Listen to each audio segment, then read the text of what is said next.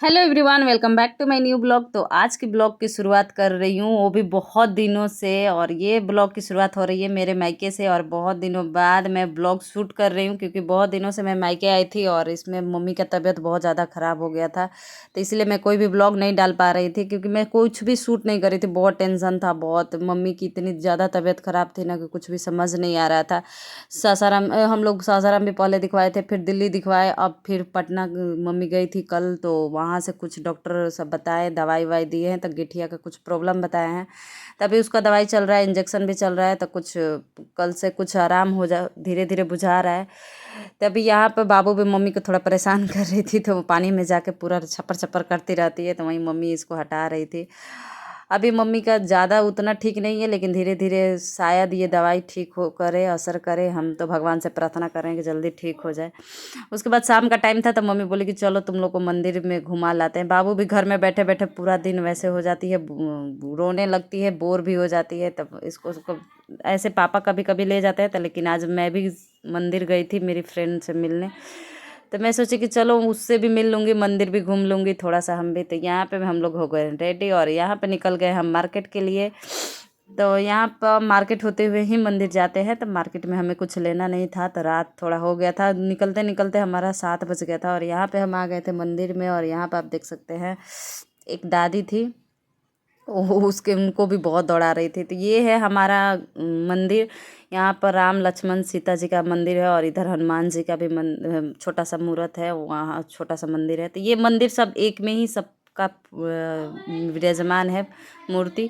तो काफ़ी अच्छा लगता है ये मंदिर। हम लोग बचपन से ही इस मंदिर में आते हैं। और ये देखिए मिलिए मेरी फ्रेंड से, तो ये मेरी फ्रेंड है और सच में ये बचपन से ही मेरे साथ रही है। बचपन से ही हम लोग सब साथ में पढ़े हैं। तो इसका घर यहाँ से, मैं फ़ोन की थी कि आजा, मैं आ गई हूँ, तो ये भी झटपट आ गई। और ये पूरा मासी के साथ खेल रही है। और मासी भी बहुत दिन, मतलब फर्स्ट टाइम मेरे को लग रहा है शादी बाद में, बहुत टाइम बाद हम लोग मिले हैं। शादी बाद एक बार और मिले थे, उसके बाद से आज मिले हैं। और बाबू को तो फर्स्ट टाइम देख रही है ये। और इधर हम मंदिर का भी थोड़ा सा दर्शन किए, और बहुत अच्छा, बहुत भव्य मंदिर है, बहुत सुकून मिलता है मंदिर में। मुझे बहुत सुकून मिलता है। मैं तो जाती हूँ ना, तो आधा एक एक घंटा मैं मंदिर में बैठती हूँ। तो यहाँ बाबू को भी आशीर्वाद लिवा रही थी। और इधर मैं हनुमान जी के मंदिर में भी थोड़ा सा माथा टेक ली। तो यहाँ पे बाबा जी प्रसाद दे रहे थे, तो हम लोग प्रसाद भी लिए, और जो चनामृत होता है वो सब वो भी लिए।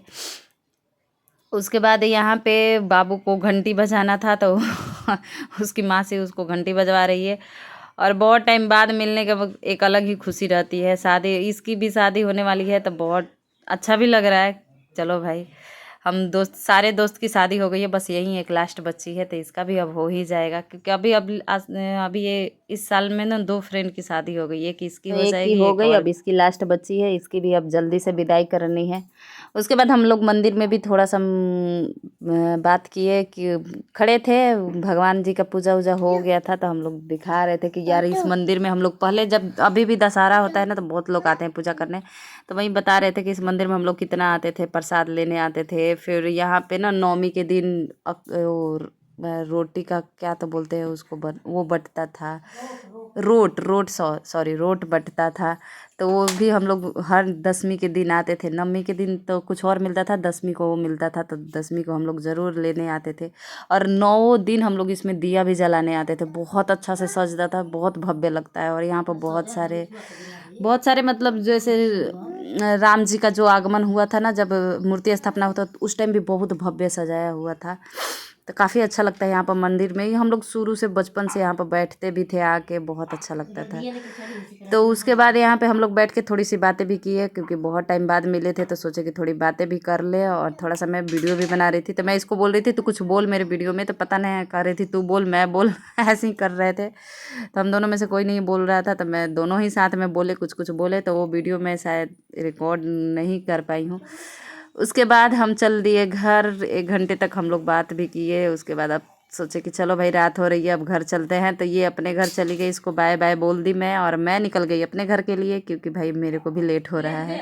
और मेरी बाबू बहुत परेशान की थी, वो इतनी परेशान की थी, वो बार बार कभी इधर कभी उधर घूमे जा रही थी, गिरे जा रही थी।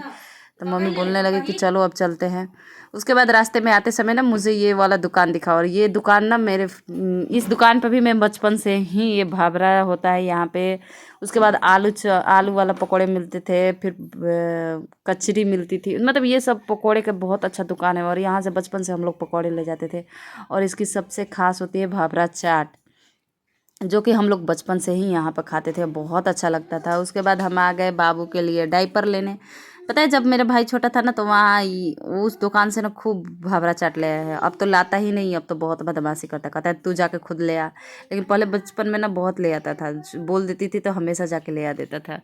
उसके बाद हम आ गए यहाँ पे दुकान पे बाबू का डायपर लेने। तो ये देखिए, मैं ध्यान ही नहीं दी कब मेरा कैमरा उल्टा हो गया था, मैं उल्टा ही कैमरा में शूट कर ली थी, तो मैंने डाल दिया, कोई ना, ज़्यादा उल्टा नहीं लग रहा है। उसके बाद यहाँ पर से हम लोग बाबू का डायपर लिए, कुछ कुछ बाबू के खाने वाला चीज़ें लिए, कुछ मेरे लिए, अपने लिए कुछ कुछ खाने वाली चीज़ें ली। उसके बाद फिर यहाँ से निकल गए हम घर के लिए। और ये देखिए सारे मार्केट बंद हुए हैं। मैं यही दिखा रही थी कि भाई कोई भी मार्केट खुला नहीं है, नहीं तो ऐसे खुला रहता है तो बड़ा अच्छा लगता है।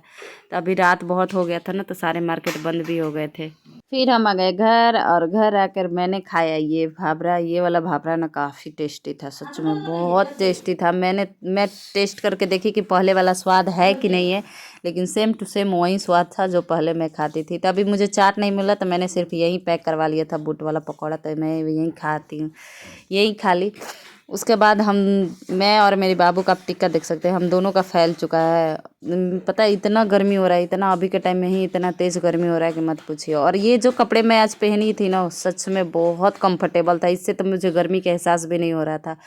तो मेरे को तो बहुत अच्छा लगा। ये कपड़े मैंने दिल्ली से लिया था, और ये काफ़ी कंफर्टेबल कपड़े हैं, और पहनने के बाद ना बिल्कुल भी कम गर्मी लग रही थी, लग ही नहीं रहा था कि मैंने कुछ कपड़े हेवी कुछ डाले हैं कि जैसे बहुत तेज़ गर्मी लगे, बिल्कुल कंफर्टेबल लग रहा था।